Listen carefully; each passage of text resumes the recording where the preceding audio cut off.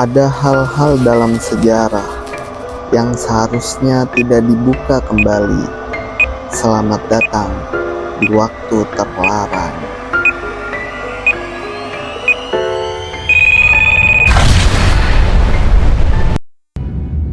Malam itu, padang pasir sunyi seperti lembar kertas kosong. Angin berhembus pelan, membawa butiran debu yang menari di bawah sinar bulan sabit. Di kejauhan, gurun membentang tak berujung. Suara langkah unta terdengar sangat pelan, menyusuri jalan kafilah yang hanya diterangi bintang-bintang.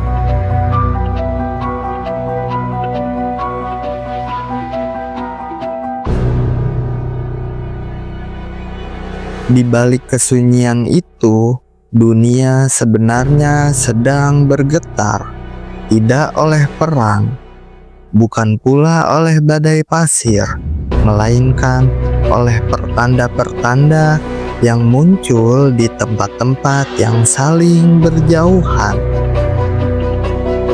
Pertanda yang bagi sebagian orang hanyalah kebetulan, tetapi bagi mereka yang mempelajari kitab-kitab kuno, itu adalah tanda bahwa sesuatu yang besar akan terjadi.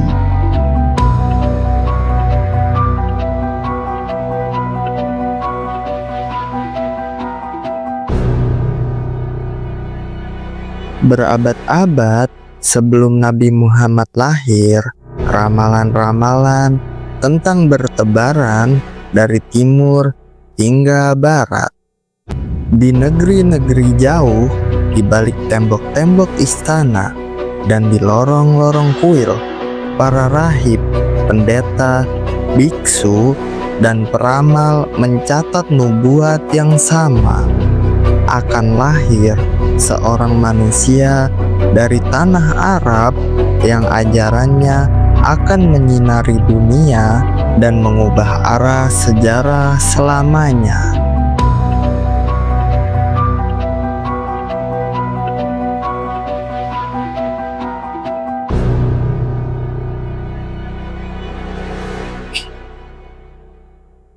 Di ujung timur, di Istana Megah, Tiongkok, seorang penafsir bintang berdiri di menara pengamatan. Tangannya menggenggam gulungan bambu yang sudah mulai lapuk dimakan usia. Malam itu, ia melihat gugusan bintang yang tidak pernah ia lihat sebelumnya. Bentuknya seperti panah yang mengarah ke barat. Dengan hati berdebar, ia mencatat, seorang raja adil dari barat akan muncul. Cahayanya menembus perbatasan negeri ini.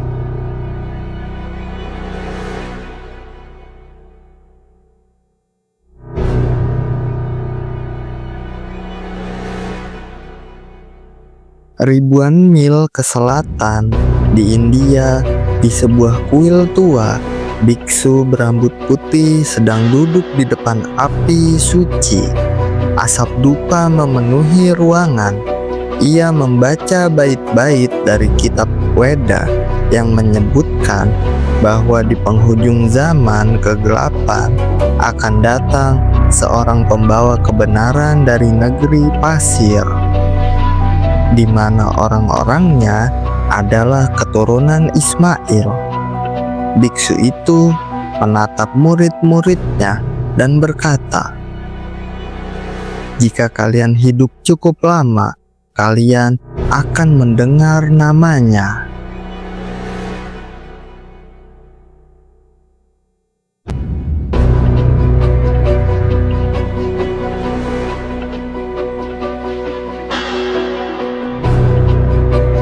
Sementara itu, di barat, di tanah Romawi dan Bizantium, para pendeta berdiskusi di balik pintu gereja.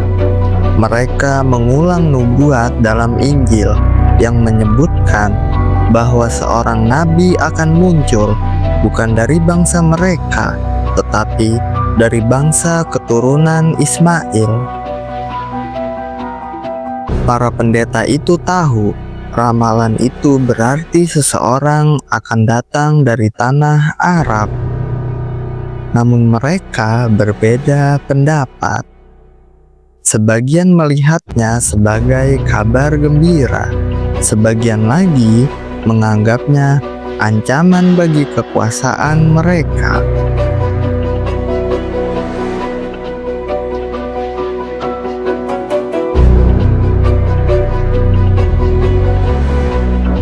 Di Yasrib, yang kelak bernama Madinah, beberapa rabi Yahudi sering mengingatkan kaumnya tentang nabi terakhir yang akan lahir.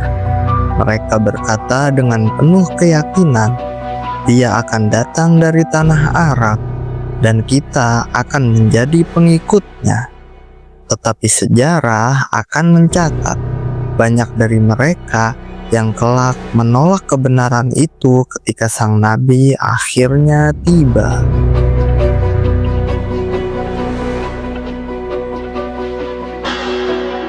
Namun, ramalan-ramalan ini tidak hanya muncul di istana atau rumah ibadah.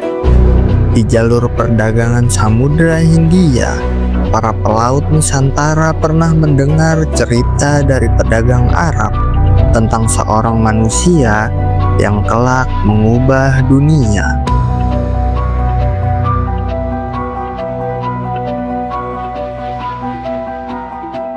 Cerita itu disampaikan sambil duduk di geladak kapal di bawah langit malam yang penuh bintang. Anak-anak kalian atau cucu mereka akan hidup di masanya, kata sang pedagang.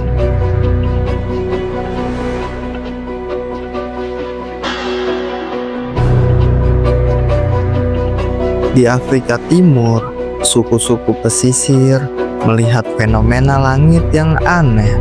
Cahaya merah seperti obor raksasa melintas di cakrawala, diikuti gemuruh dari jauh. Para tetua suku menyebutnya sebagai tanda pembawa pesan.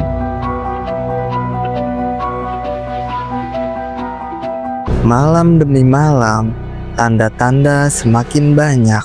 Di Persia, api abadi di kuil yang telah menyala selama ribuan tahun tiba-tiba padam.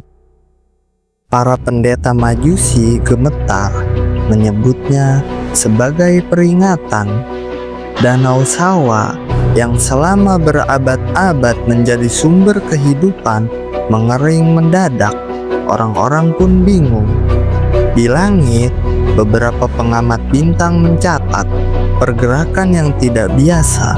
Bintang-bintang membentuk pola seperti busur dan anak panah yang mengarah ke selatan. Bagi mereka yang paham kitab kuno, ini adalah pertanda yang sulit diabaikan.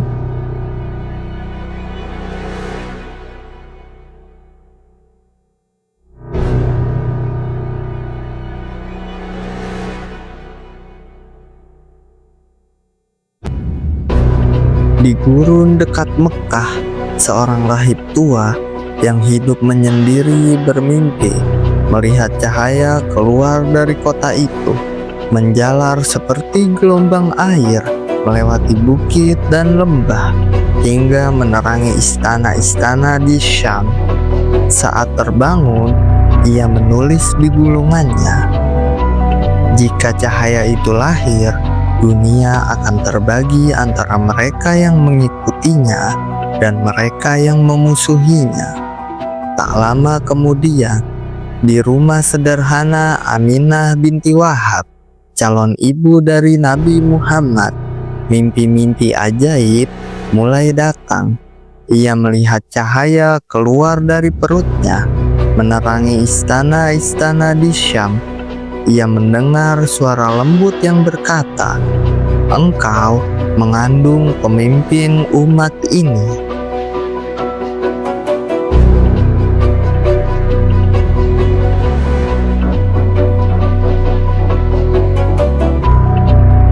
Malam kelahiran itu tiba, Senin, 12 Rabiul Awal.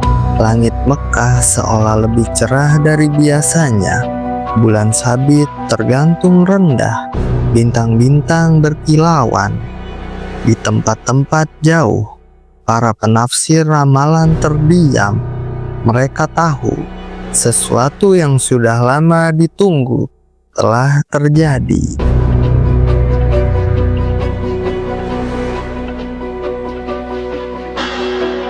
Sejak malam itu, nama Muhammad akan mulai terdengar. Ramalan-ramalan yang bertebaran selama berabad-abad menemukan jawabannya.